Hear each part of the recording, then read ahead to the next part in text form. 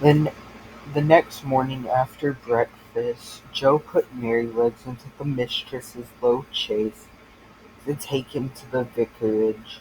He came first and said good-bye to us, and Merrylegs neighed to us from the yard.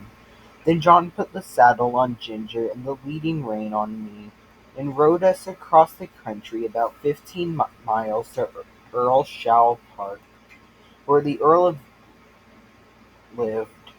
There was a very fine house and a great deal of stabling.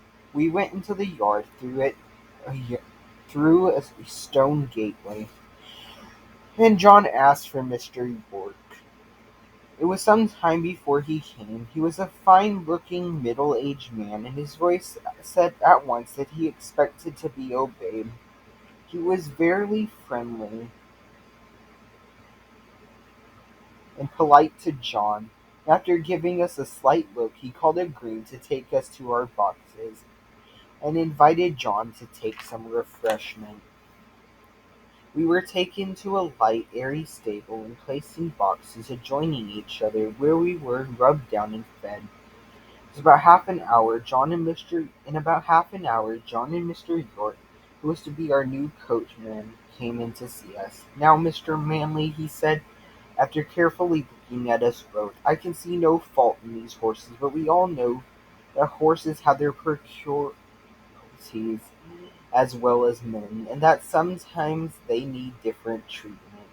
I should like to know if there is anything particular in either of these that you would like to mention." "Well," said John, "I don't believe there is a better pair of horses in the country, and right grieved I am to part with them. But they are not alike. The black one is the most perfect temper I ever knew. I suppose he had never known a hard word or a blow since he was foaled, and all his pleasure seems to be to do what you wish. The chestnut, I fancy, must have had bad treatment. We heard as much from the dealer. She came to us snappish and suspicious, but when she found what sort of place ours was, it all went off by degrees. For 3 years I have never seen the smallest sign of temperament, and if she is well treated, there's not a better, more willing animal than she is.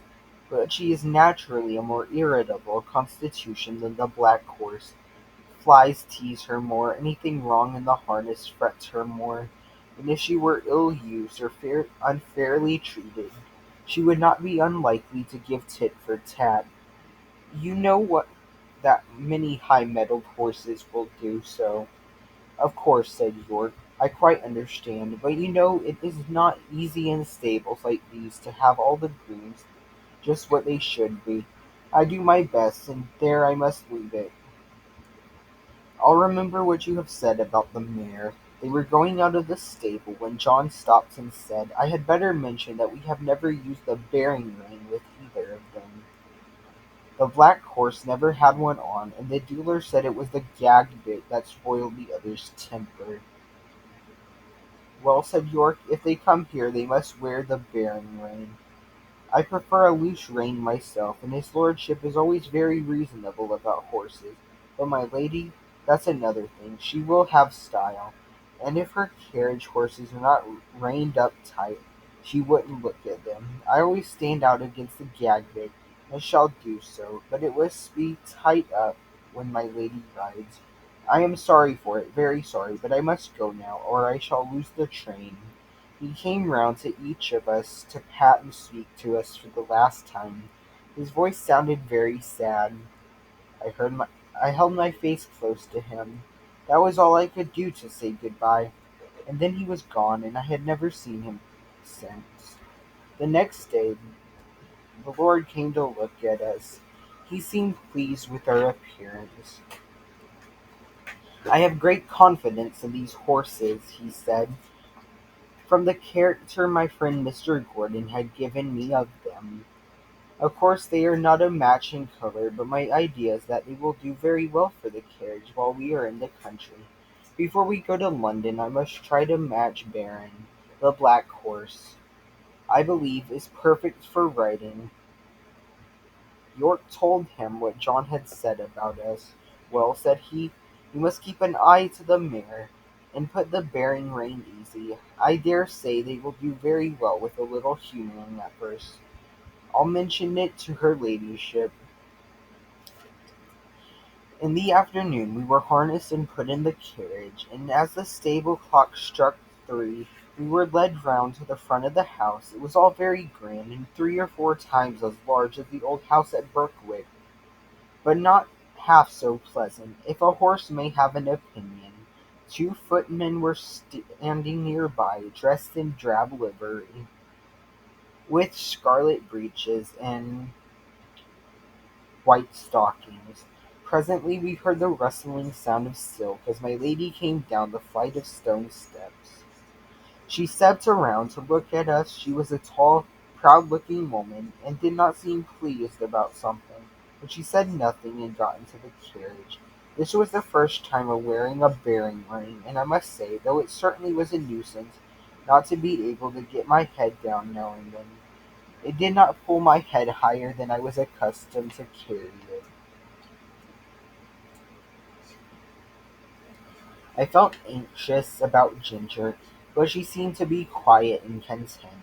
The next day at 3 o'clock we were again at the door, and the footman as before. We heard the silk dress rumble, and the lady came down the steps, and in an imperious voice she said, "York, you must put those horses' heads higher.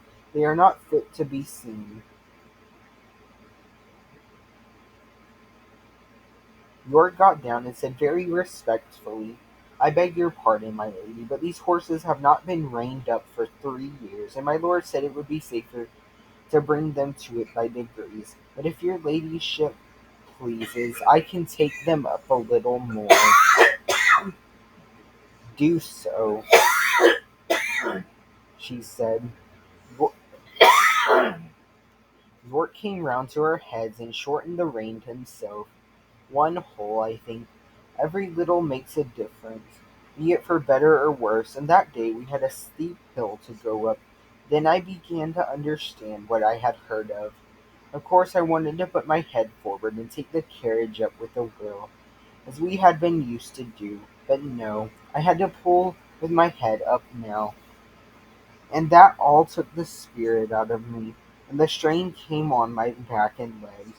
When we came in, Ginger said, "Now you see what it is like, but this is not bad, and if it does not get much worse than this I shall say nothing about it, for we are very well treated here. But if they strain me up right tight, why, let me look out. I can't bear it, and I won't." Day by day, hole by hole, our bearing reins were shortened, and instead of looking forward with pleasure to having my harness put on, as I used to do, I began to dread it. Ginger, too, seemed restless, though she said very little.